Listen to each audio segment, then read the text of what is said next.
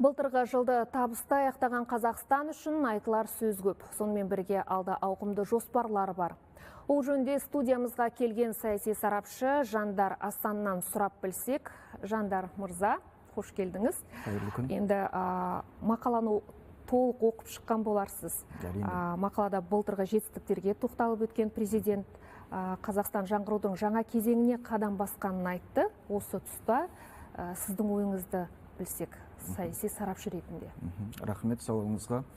Соңғы бірнеше жылдан бері мемлекет басшысы Қасым-Жомарт Кемелұлы отандық бірқатар беделді басылымдарға сұхбат беру дәстүрін жалғастырып келе жатыр.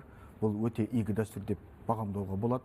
Көпшілік тарапынан оң көзқараспен қабылданып жатыр. Себебі отандық бұл сұхбат арқылы мемлекет басшысының өз сөзінде атап өткендегідей отандық басылымдардың беделі мен абыройын арттыруға үлкен бір септігін тигізуде. Қазіргіде интернет дамыған заманда, әлеуметтік желілер дендеген заманда газеттің мазмұнын арттыру, газеттің беделін көтеру үлкен маңызға ие.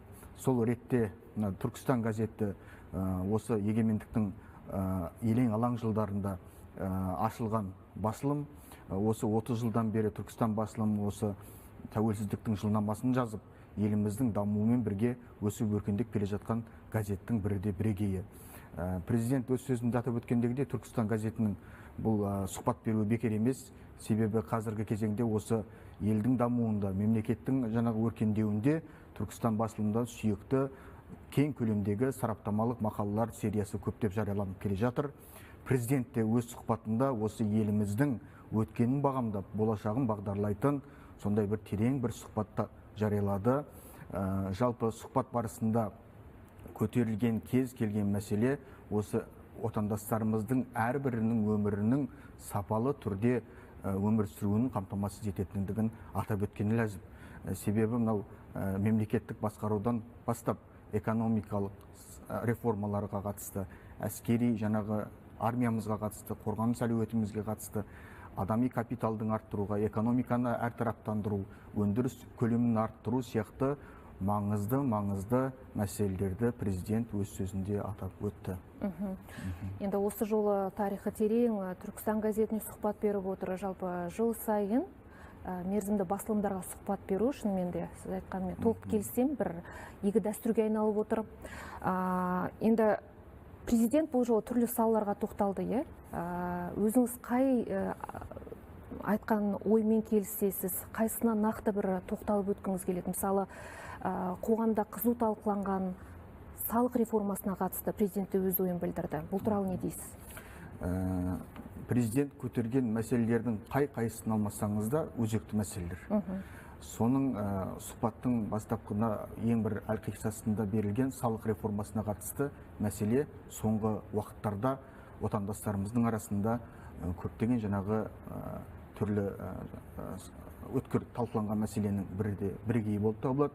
Жалпы президент осы сұхбатында салық реформасының әрбіріміздің өмірімізге қаншалықты ықпалын тигізетіндігін жіліктеп, қазақшылап айтқан кезде жілігін шағып, майын шағып жіліктеп берді.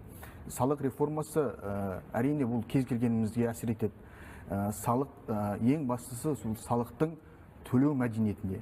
Жалпы салық бізді төлеу мәдениетін қалыптастыруға маңыз берген абзал деп пайымдаймыз. Себебі салық төлеу бұл біріншіден мемлекет алдындағы, жалпы қоғам алдындағы жауапкершілік.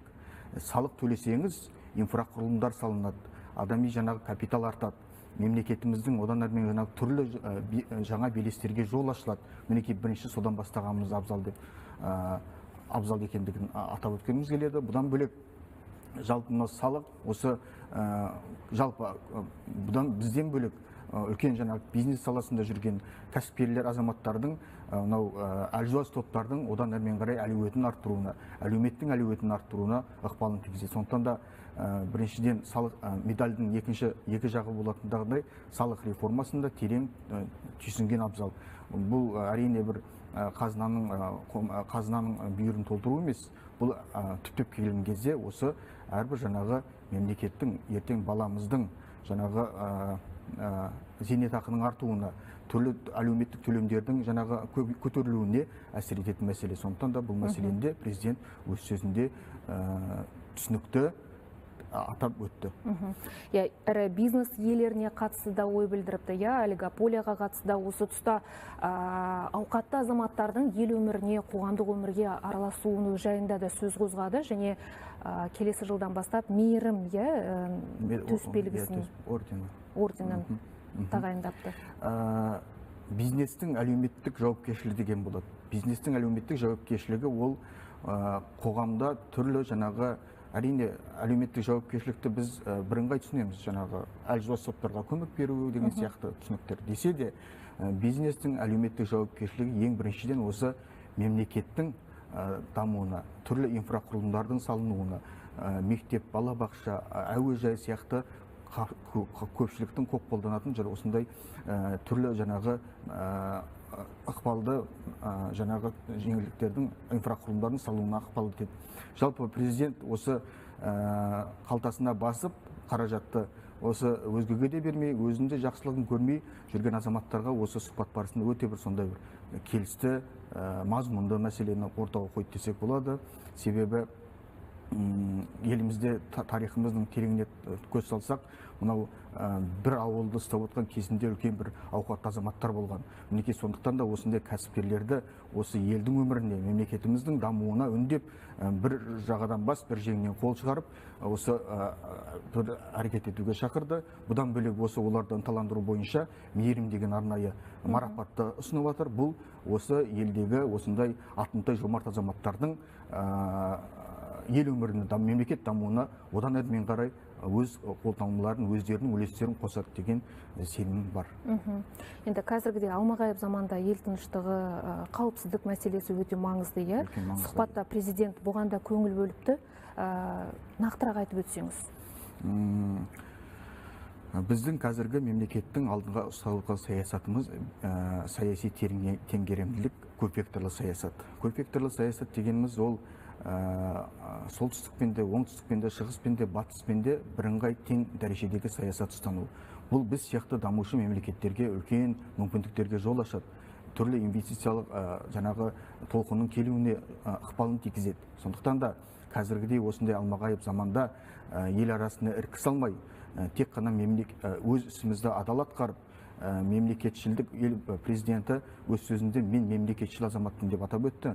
Қазіргі жүргізіліп жатқан саяси реформалардың, экономикалық реформалардың ертең қандай нәтижесін береді мемлекетке, әрбір азаматқа, ол өз басымен, өз жауапкершілігіме алам деп астын сызып атап өтті. Бұл нағыз бір мемлекетшіл азаматтың аузынан шыққан сөз деп бағамдауға болады. Бұдан бөлек осы сұхбатында президент Таза Қазақстан акциясына ерекше бір маңыз берді.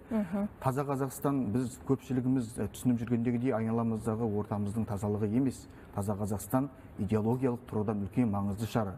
Ол әрбіріміздің жанымыздың тазалығы, істеп отқан ісіміздің тазалығына мән беру деп пайымдауға болады. Сондықтан да Таза Қазақстан бұл идеологиялық тұрғыдан осы мемлекетіміздің дамуына жаны ашитын елшіл, мемлекетшіл азаматтардың үлес қосатын таза бір бағдарламасы деп пайымдауға болады.